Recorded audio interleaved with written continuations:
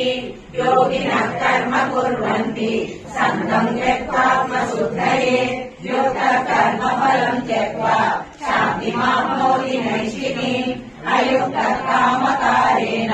फले सक्तो निबध्यते सर्वकर्माणि मनसा सन्न्यस्यास्ते सुखं वसि नवद्वारे पुरे देहि नैव कुर्वन्न कारयन् न तद्वत्त्वं न कर्माणि लोकस्य सुनति प्रभुः न कर्मफलसंयोगम् स्वभावस्तु प्रवर्तते